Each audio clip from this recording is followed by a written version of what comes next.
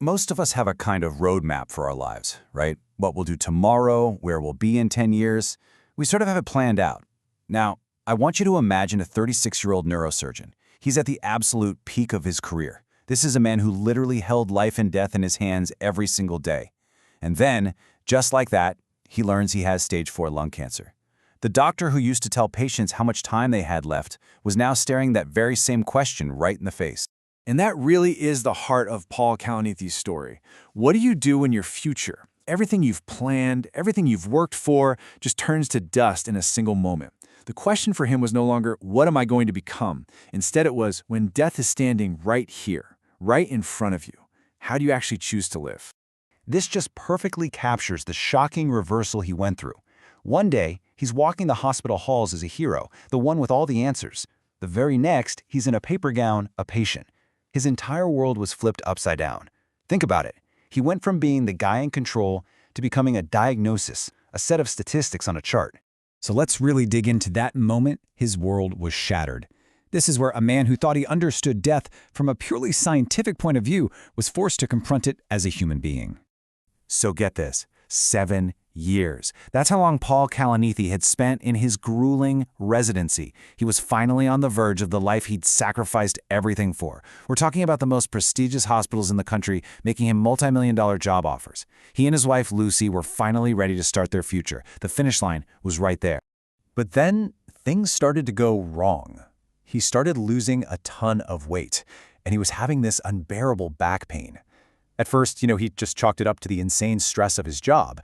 But the pain got so bad, he finally ordered his own chest x-ray. He was a doctor looking at a scan, but in that moment, time just stopped. His lungs were covered in tumors. He knew instantly what he was looking at. It was a death sentence. So he's talking to his oncologist, right? And she wants to get into the data. Survival rates, prognoses, all the numbers. But Paul stopped her. This wasn't a scientific problem to be solved anymore. He needed something more than science could give him. He said he realized how easy it is to be the doctor who delivers the bad news and then just goes home. But the patient has to live with that news every single second of every single day. And, his need for something beyond just the science, it makes so much sense when you look at who he was before all of this. His entire life was a search for what makes life meaningful. See, from the time he was young, Paul's first love was literature. He truly believed that the answers to life's biggest, deepest questions were hiding in the pages of great books. He actually wanted to be a writer, to explore the human soul through language. And you can see his journey playing out right here. He realized that to really understand life's mysteries, he couldn't just read about them. He had to go to the source, the human brain. He saw neurosurgery as the perfect intersection of philosophy and science, the place where body and soul literally meet. So he essentially traded the pen for a scalpel and embarked on this brutal, decade-long journey to stand at the very edge of life and death. And then there was this one question from a patient with a brain tumor that it completely floored him. It made him realize with absolute clarity that life isn't just about breathing. It's about being able to do the things that give us joy, the things that make us us.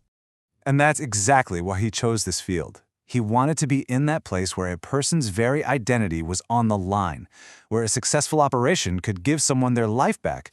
But what kind of life that would be was never guaranteed.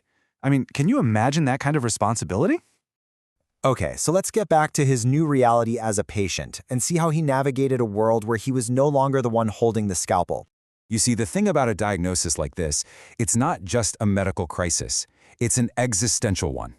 All the plans, all the dreams that he and his wife had so carefully built for their future were just gone, instantly. It was like a kind of death that came before the actual death. And this contrast, it's just heartbreaking. They had been talking about starting a family, and now they were faced with this monstrous question.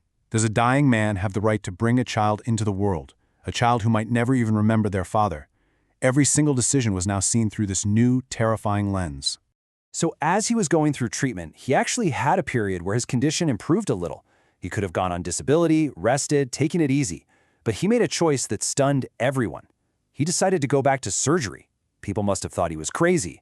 But for Paul, surgery was who he was. It was his passion. He didn't want to die as a patient. He wanted to live as a surgeon for as long as he possibly could. And this decision, it really kicks off this profound transformation. As his old life was being stripped away from him, he was forced to find a whole new reason for being. But of course, his body eventually started to weaken. The strength and the steadiness in his hands began to fade. He had to say goodbye to his identity as a surgeon, the identity he had poured his entire adult life into building. This was a huge, huge loss.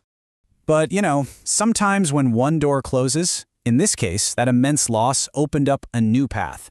A path that led him back to his very first love, writing, and forward to a new, all-consuming purpose, becoming a father. He and Lucy, they made that unbelievably hard decision. They chose to have a child. And when Paul found out they were having a daughter, he found a new reason to live. He wanted to leave something behind for her, something that would tell her who her father really was. So his tool was no longer the scalpel, it was the pen. The operating room became a blank page. I mean, just think about the sheer courage that took. In the face of absolute, terrifying uncertainty, in the shadow of death itself, they refused to let fear dictate their choices. Instead, they chose love. They chose to create life. And that brings us to the absolute heart of his story, the final chapter, where his lifelong search for meaning finds its ultimate, beautiful answer. So when his daughter, Katie, was born, it was just everything. For a man who had lived for so long in the shadow of death, this tiny new life filled his last days not with darkness or sorrow, but with this profound love and light. His purpose was suddenly crystal clear. And these were some of the last words he said to his infant daughter as he held her. And this is the core of the whole story. Holding his child, he finally found the answer he'd been searching for his entire life. In books, in medicine, in philosophy. The meaning of his life was right there, in his arms. So you see, Paul Kalanithi's story doesn't really end with his death. It ends with the beginning. It's this powerful reminder that a life's value isn't measured in its length, but in its depth. His journey leaves us with this incredible gift, a question we all have to answer for ourselves. His breath became air, but his words are still here, asking each and every one of us, you have this one precious, fragile life. What are you going to do with it?